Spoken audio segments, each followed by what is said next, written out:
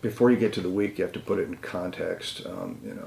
Florida's in the midst of Jim Crow, and it's at its low point at this point. First 2 and 3 decades of the 20th century are the low point of race relations in the South. Rebirth of the Klan, Birth of a Nation, the movie comes out, reinvigorating white supremacy.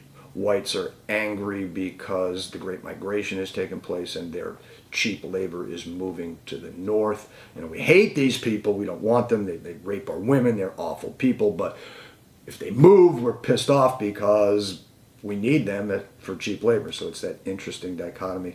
And World War I takes place, in which African American soldiers fight and die for America.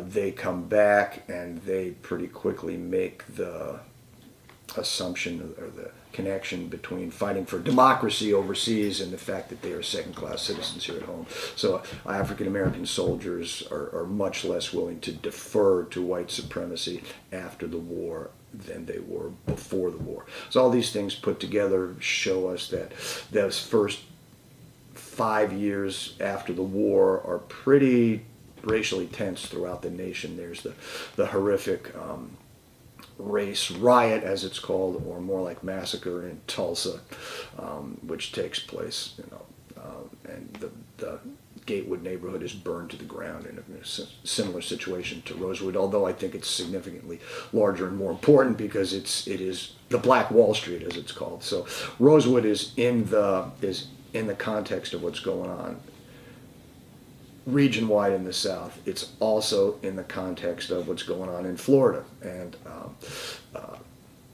people have been lynched in Perry close to when the Rosewood incident happens. There's a big Klan rally in Gainesville close to when the Rosewood incident happens. So there's tension around.